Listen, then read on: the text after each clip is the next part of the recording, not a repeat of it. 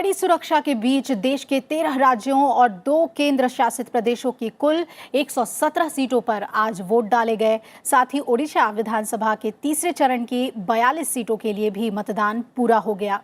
इसके साथ ही 1640 उम्मीदवारों के भाग्य का फैसला ईवीएम में बंद कर दिया है मतदाताओं ने।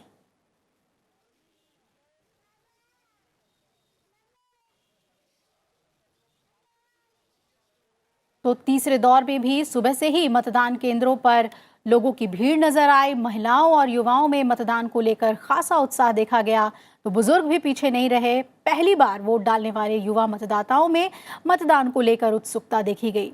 शांतिपूर्ण और निष्पक्ष चुनाव के लिए चुनाव आयोग ने व्यापक इंतजाम किए थे। तीसरे दौर में शाम 6 बजे तक 63% से ज्यादा मतदान दर्ज किया गया है, जिसके और बढ़ने की उम्मीद है। सबसे ज्यादा वोटिंग पश्चिम बंगाल में दर्ज की गई है, यहां 80% वोटिंग हुई है। वहीं असम और त्रिपुरा में भी 75% वोटिंग दर्ज किया गया है। असम में 75%, बिहार में 60%, गोवा में 71% से ज्यादा मतदान दर्ज किया गया है। गुजरात की बात करें तो यहां पर 60%, जम्मू कश्मीर में 12%, कर्नाटक में 64% मतदान दर्ज हुआ है।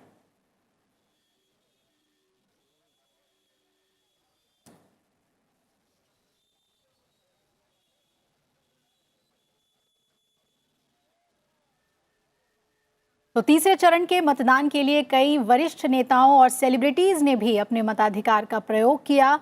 बीजेपी अध्यक्ष अमित शाह ने अहमदाबाद में अपना वोट डाला। अमित शाह गांधीनगर लोकसभा सीट से इस बार चुनाव लड़ रहे हैं।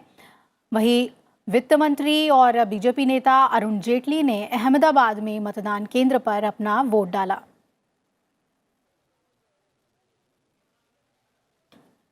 कुछ और वरिष्ठ नेताओं की बात करें, बीजेपी के वरिष्ठ नेता लाल कृष्ण आडवाणी ने भी अहमदाबाद में मतदान किया। वहीं कांग्रेस नेता अहमद पटेल ने गुजरात के भरूच से अपना वोट डाला।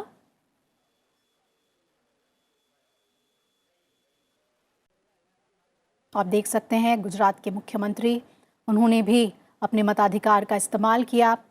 विजय रूपानी तस्वीरों में, और एक एक करके गुजरात के सभी अहम और बड़े वरिष्ठ नेताओं ने अपने मताधिकार का इस्तेमाल किया।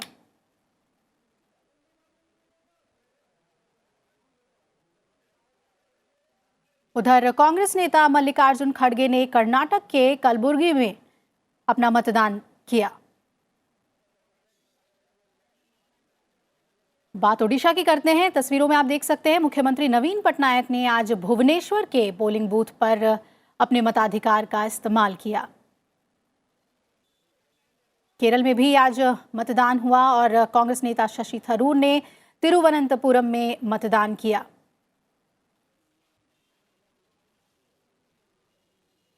और ओडिशा के तलचर में धर्मेंद्र प्रधान केंद्रीय मंत्री अपनी पत्नी के साथ नजर आए वोट डालते हुए।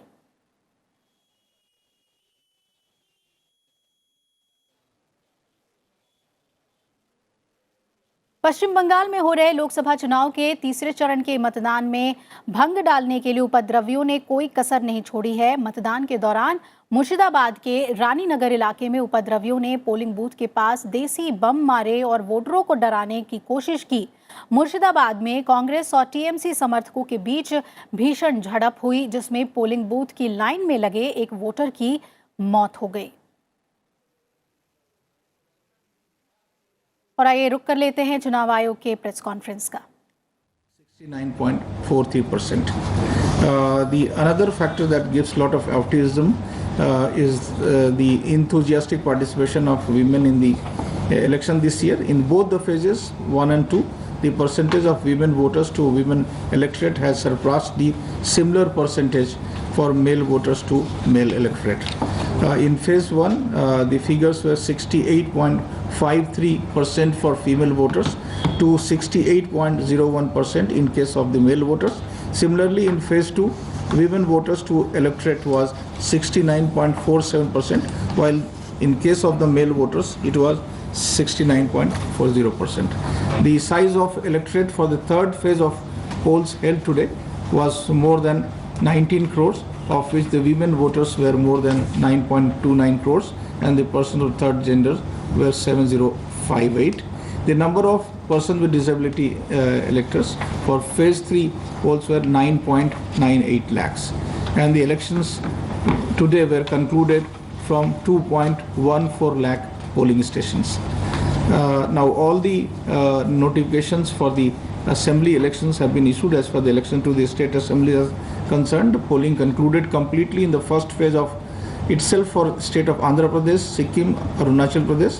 Odisha has 4-phased election with the third phase concluding today simultaneously with the national election.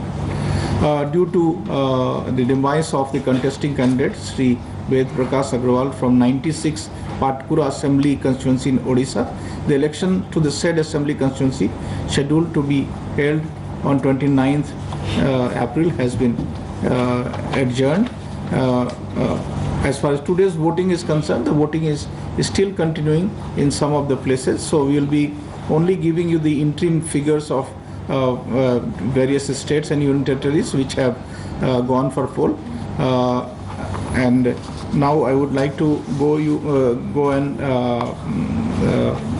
to different states and give you the figures about different states.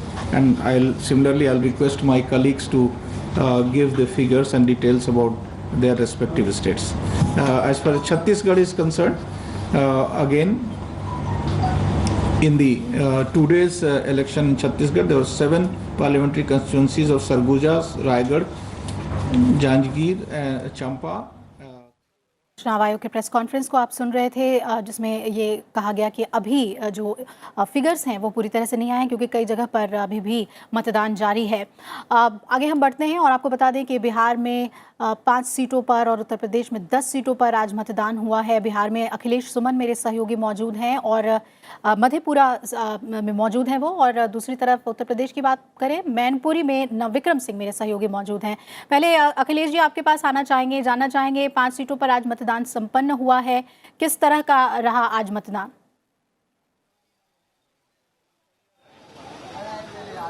देखिए, अभी तक जो फिगर आए हैं चुनाव आयोग से, हालांकि औपचारिक नहीं है, अनौपचारिक है, लेकिन तकरीबन 60% के करीब मतदान हुआ है इस पूरे पांचों जगहों पे। और जहां तक मधेपुरा की बात है, वहां भी काफी अच्छा मतदान हुआ है। सबसे ज्यादा लोग बोल रहे हैं कि सुपौल में सबसे अधिक मतदान हुआ है। तो इस तरह से मैं पहले सुबह से ही बोल रहा था कि जिस तरीके से लोग मतदान केंद्र पे सुबह से ही लाइन लगा कर खड़े थे और बड़ी संख्या में महिलाएं भी आ रही थी, इसका मतलब साफ था कि ये कॉम्पिटिटिव पॉलिटिक्स, बहुत ही हेल्दी कॉम्पिटिटिव पॉलिटिक्स यहाँ कह सकते हैं कि मधेपुरा ने दिखाया है। बहुत ही शांतिपूर्ण तरीके से, मधेपुरा ही नहीं बल्कि ये पांचों जो कॉन्स्टिट्यूएंसी है उन सब ने दिखाया है शांतिपूर्ण तरीके से, हिंसा की कोई खबर नहीं। और 2 जगह पे केवल खगड़िया और अररिया में 5-5 ईवीएम मशीन खराब होने की सूचना मिली, थोड़ा सा डिले हुआ, लेकिन उसके बाद सुचारू तरीके से सभी पक्षों ने मतदान किया। बहुत ही कंपटीशन था क्योंकि आप जानते हैं कि मधेपुरा में जिस तरह की लड़ाई है, शरद यादव आरजेडी के टिकट से खड़े हुए हैं जो पहले आरजेडी में नहीं थे, जेडीयू में थे। इसकी वजह से पप्पू यादव को यहां से हटाया गया, वो इंडिपेंडेंट खड़े हैं, और जेडीयू से खड़े हैं दिनेश चंद्र यादव। तो एक कहिए कि त्रिकोणीय संघर्ष है और बहुत अच्छे तरीके से जनता ने इस त्रिकोणीय संघर्ष में भाग लिया, लोगों ने मतदान किया। लेकिन इसके अलावा जो सबसे अहम बात यह है कि इस जगह पे आप कहें कि बिहार के जो 3 बड़े नेता हैं, लालू प्रसाद यादव, रामविलास पासवान, उनकी भी एक सीट है, वो एलजेपी वहां से चुनाव लड़ रही है, इस खगड़िया से, और उसके अलावा नीतीश कुमार। तीनों के व्यक्तिगत ये कहें कि संपर्क, और तीनों ने व्यक्तिगत रूप से इस फेज में रुचि ली है। नीतीश कुमार भी यहाँ आकर 3 दिन बैठे हुए थे, तेजस्वी यादव भी आके बैठे हुए थे, और रामविलास पासवान ने भी किया, राहुल गांधी भी आके यहाँ बैठे। उन्होंने भी अपने सुपौल में अपने पक्ष में, अपने जो कैंडिडेट हैं उनके पक्ष में, रंजीता रंजन के पक्ष में प्रचार किया। तो एक बड़े ही रोचक तरीके से एक कहा जाता है कि पप्पू यादव जो यहाँ से महागठबंधन के खिलाफ खड़े हैं, पप्पू यादव की पत्नी सुपौल से महागठबंधन में शामिल होकर चुनाव लड़ रही है। तो एक कुछ लोग कह रहे हैं कि इससे भी वोटरों में कंफ्यूजन है। अब जो मधेपुरा में मतदान करेंगे क्या उसी तरीके से सुपौल में ही मतदान करेंगे, यह सवाल बहुत ही मौजूद तरीके से मतदाता खुद ही उठा रहे हैं। जिस तरह से आपने बताया, देखिए शांतिपूर्ण ढंग से चुनाव मतदान वहां पर हो गया है, ये एक अच्छी खबर है। आइए हम रुक कर लेते हैं नवविक्रम का भी। नवविक्रम, बेहद अहम सीटें इस बार है एटा की बात करें, मैनपुरी की बात करें, किस तरह से देख रहे हैं आप आज के मतदान को? खासतौर पे युवाओं और महिलाओं की भागीदारी कैसी दिखी?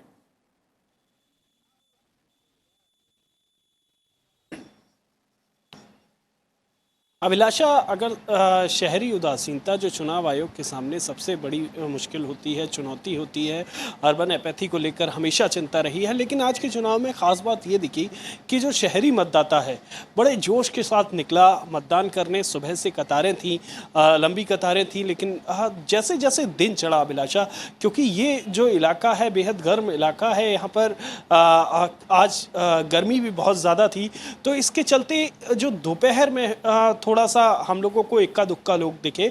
और अगर गांव की बात करें इस बार, क्योंकि मत प्रतिशत अभी तक जो आंकड़ा आया है करीब 58% के आसपास आंकड़ा आया, 56% के आसपास 5 बजे का आंकड़ा आया है। ये 1-2% बढ़ेगा, क्योंकि शाम के वक्त लंबी कतारें हमें दिख रही थी 5 से 6। जब 5 बजे पोलिंग बंद हो गई, बावजूद इसके कई लोग कतारों में थे, उनका वोट डाला जाएगा।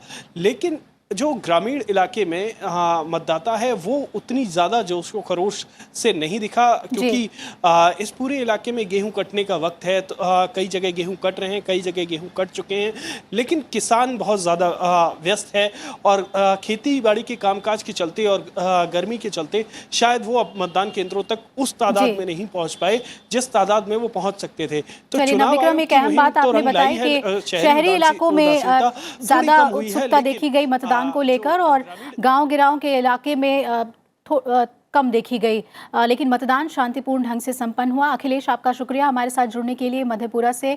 नवविक्रम, आपका भी शुक्रिया उत्तर प्रदेश की 10 सीटों पर जो आज मतदान संपन्न हुआ है उस बारे में जानकारी देने के लिए। यूपी की ही बात करें तो तीसरे चरण में 10 लोकसभा सीटों पर मतदान संपन्न हुआ और इनमें मुरादाबाद, रामपुर, संभल, फिरोजाबाद, मैनपुरी, एटा, बदायूं, आंवला, बरेली और पीलीभीत शामिल हैं। इस चरण में कुल 10 सीटों पर 120 उम्मीदवार मैदान में हैं और तीसरे चरण की दिलचस्प सीटों में मैनपुरी में समाजवादी पार्टी के मुलायम सिंह यादव की बीजेपी से सीधी टक्कर है। कांग्रेस ने यहां अपना प्रत्याशी नहीं उतारा है। इसके अलावा तीसरे चरण में उत्तर प्रदेश में आजम खान, जया प्रदा, शिवपाल यादव, वरुण गांधी, संघमित्रा मौर्य, धर्मेंद्र यादव और संतोष गंगवार जैसे नेताओं की किस्मत का फैसला ईवीएम में कैद हो चुका है। उत्तर प्रदेश में जिन सीटों पर सबकी निगाहें हैं उनमें मैनपुरी सबसे अहम है। यहां से समाजवादी पार्टी के मुलायम सिंह यादव मैदान में हैं और इनका मुकाबला बीजेपी के प्रेम सिंह शाक्य से है। वहीं रामपुर लोकसभा सीट पर बीजेपी उम्मीदवार जया प्रदा और समाजवादी पार्टी के आजम खान के बीच मुकाबला है। पीलीभीत की बात करें तो बीजेपी उम्मीदवार वरुण गांधी का मुकाबला समाजवादी पार्टी के हेमराज वर्मा से बताया जा रहा है और बरेली में बीजेपी के कद्दावर नेता संतोष गंगवार 8वीं बार चुनावी मैदान में हैं और उन्हें कांग्रेस के प्रवीण एरन चुनौती दे रहे हैं। बदायूं सीट समाजवादी पार्टी के उम्मीदवार धर्मेंद्र यादव हैं यहां से, जिन्हें कांग्रेस प्रत्याशी सलीम इकबाल शेरवानी से सीधी टक्कर मिल रही है।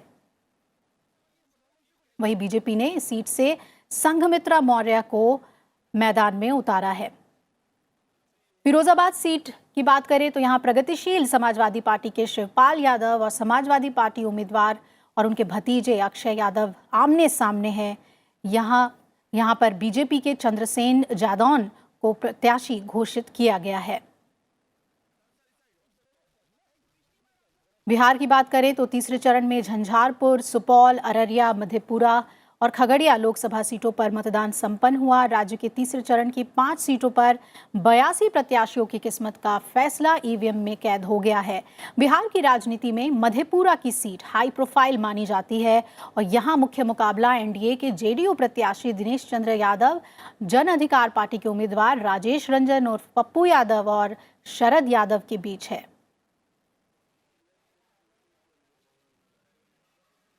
उधर लोकसभा चुनाव के तीसरे चरण में गुजरात की सभी 26 सीटों पर आज वोट डाले गए और बीजेपी के लिए गुजरात सबसे अहम है क्योंकि ये प्रधानमंत्री नरेंद्र मोदी और बीजेपी अध्यक्ष अमित शाह का गृह राज्य है। गुजरात की गांधीनगर लोकसभा सीट गुजरात की सबसे अहम सीटों में से आती है और बीजेपी के दिग्गज नेता लाल कृष्ण आडवाणी साल 1998 से इस सीट पर जीतते आए हैं। लेकिन इस बार पार्टी के राष्ट्रीय अध्यक्ष अमित शाह यहां से चुनाव मैदान में हैं बीजेपी की ओर से। पिछले चुनाव में राज्य की सभी 26 सीटें बीजेपी ने जीती थी, लेकिन विधानसभा चुनाव में कांग्रेस ने बीजेपी को कड़ी टक्कर दी थी। गुजरात में लोकसभा की 26 सीटों के लिए 371 उम्मीदवार इस बार मैदान में हैं। और गुजरात की जिन सीटों पर नजरें हैं उसमें जाहिर तौर पर गांधीनगर सीट शामिल है। इस पर बीजेपी अध्यक्ष अमित शाह उम्मीदवार हैं। वहीं कांग्रेस ने सीजे चावड़ा को इस सीट से मैदान में उतारा है। वहीं सूरत सीट पर कांग्रेस और बीजेपी के बीच दिलचस्प मुकाबले की उम्मीद है। बीजेपी ने एक बार फिर अपने मौजूदा सांसद दर्शना जरदोश पर भरोसा जताया है, तो कांग्रेस ने इस बार यहां से अशोक अधेवड़ा को मैदान में उतारा है। बात करते हैं दाहोद लोकसभा सीट की। यहां कांग्रेस ने बाबूभाई कटारा को मैदान में उतारा है और बीजेपी की तरफ से केंद्रीय जनजातीय कार्य राज्य मंत्री जसवंत सिंह भाभोर मैदान में हैं। वहीं बीएसपी ने दाहोद सीट पर दुलाभाई भाभोर को प्रत्याशी बनाया है।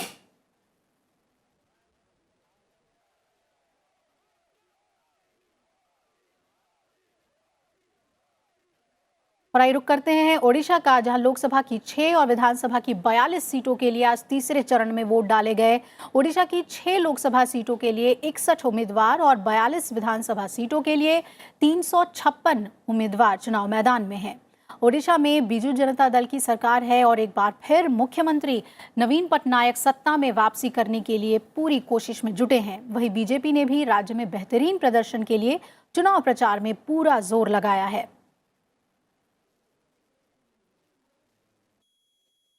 तो एक तरफ जहां तीसरे चरण के लिए मतदान जारी है, तो वहीं चौथे चरण के लिए प्रचार चरम पर है।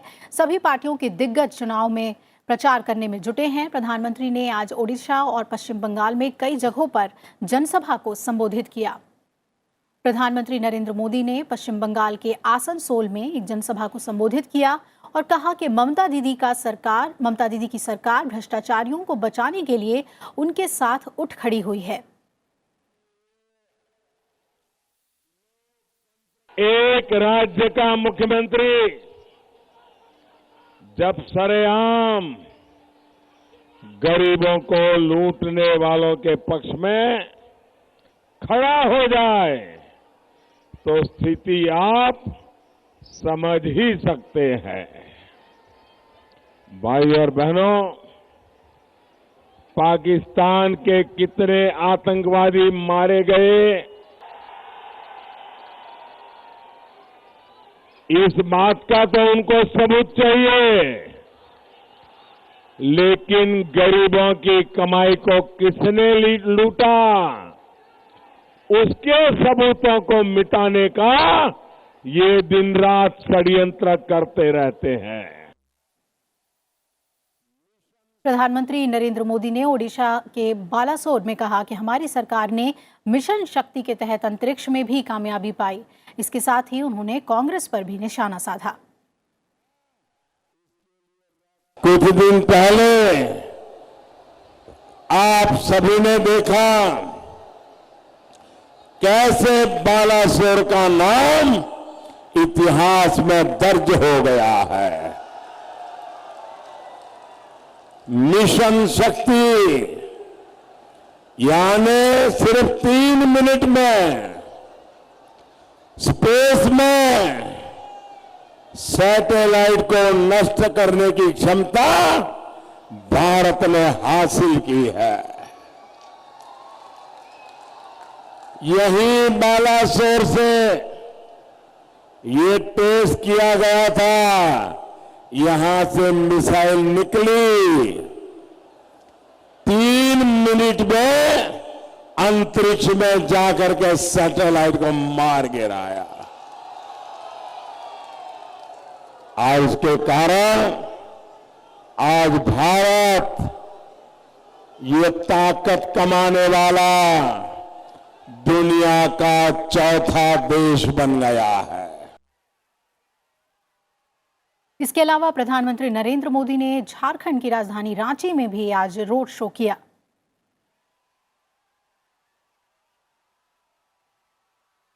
दूसरी तरफ कांग्रेस अध्यक्ष राहुल गांधी ने आज राजस्थान और मध्य प्रदेश में जनसभा को संबोधित किया। मध्य प्रदेश के जबलपुर में जनसभा को संबोधित करते हुए राहुल गांधी ने कहा कि न्याय योजना से सबके जीवन में खुशियां लेकर आएंगे। 10 साल का, 5 साल का, 1 महीने का, कहते हैं राहुल जी 72,000 रुपए 1 साल का, 3,60,000 रुपए 5 साल के, 5 करोड़ परिवारों को 25 करोड़ लोगों के बैंक अकाउंट में डाला जा सकता है। अब देखिए, मैं ये क्यों करना चाहता हूं? 2 कारण है, 3 कारण है। एक, पिछले 5 साल का अन्याय। इसके अलावा राहुल गांधी ने राजस्थान के डूंगरपुर में भी रैली को संबोधित किया। रैली में राहुल गांधी ने कहा कि पिछले 5 साल में सबसे ज्यादा नुकसान आदिवासियों का हुआ है, लेकिन अगले 5 साल सिर्फ न्याय होगा। आज दिल्ली में कांग्रेस और बीजेपी दोनों पार्टियों के उम्मीदवारों ने अपना नामांकन दाखिल किया। 3 तस्वीरों में आपको दिखा रहे हैं। कांग्रेस की ओर से शीला दीक्षित, अजय माकन और विजेंद्र सिंह ने नामांकन दाखिल किया है। दिल्ली की पूर्व मुख्यमंत्री शीला दीक्षित ने लोकसभा चुनाव के लिए अपना पर्चा दाखिल किया। दिल्ली कांग्रेस अध्यक्ष और 3 बार दिल्ली की मुख्यमंत्री रही शीला दीक्षित उत्तर पूर्वी दिल्ली से चुनाव लड़ रही हैं। यहां उनका मुकाबला बीजेपी के प्रदेश अध्यक्ष मनोज तिवारी और आम आदमी पार्टी के नेता दिलीप पांडे से होगा। दूसरी तरफ मुक्केबाज विजेंद्र सिंह कांग्रेस पार्टी में शामिल हुए और कांग्रेस ने दक्षिण दिल्ली से बॉक्सर विजेंद्र सिंह को उम्मीदवार बनाया है। दक्षिण दिल्ली में विजेंद्र सिंह का मुकाबला बीजेपी के रमेश बिधूड़ी और आम आदमी पार्टी के राघव चड्ढा से होगा। अजय माकन ने नई दिल्ली लोकसभा सीट से आज अपना नामांकन दाखिल किया। बीजेपी ने इस सीट पर मौजूदा सांसद मीनाक्षी लेखी को चुनावी मैदान में उतारा है, तो वहीं आम आदमी पार्टी के उम्मीदवार होंगे ब्रजेश गोयल।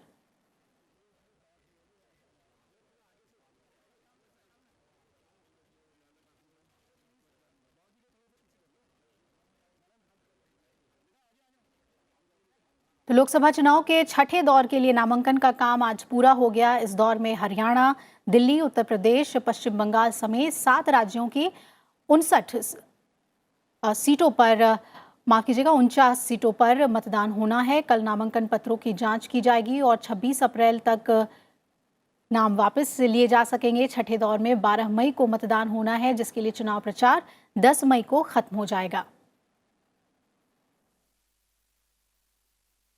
6ठे दौर में उत्तर प्रदेश की 14, हरियाणा की सभी 10 सीटें, पश्चिम बंगाल, बिहार और मध्य प्रदेश की 8-8 सीटें शामिल हैं। इसके अलावा दिल्ली की बात करें तो सभी 7 सीटें और झारखंड की 4 सीटों में से 6ठे दौर में मतदान होना है। और इस दौर में दिग्गज नेताओं की बात करें तो केंद्रीय मंत्री हर्षवर्धन, मेनका गांधी, नरेंद्र सिंह तोमर, राधा मोहन सिंह की किस्मत का फैसला इस दौर में ही होगा। 6ठे दौर में पूर्व मुख्यमंत्री शीला दीक्षित, दिग्विजय सिंह, अखिलेश यादव, भूपेंद्र सिंह हुड्डा और जगदंबिका पाल मैदान में है। इसके अलावा ज्योतिरादित्य सिंधिया, अजय माकन, मनोज तिवारी की सीट भी 6ठे दौर में ही यहां मतदान होगा।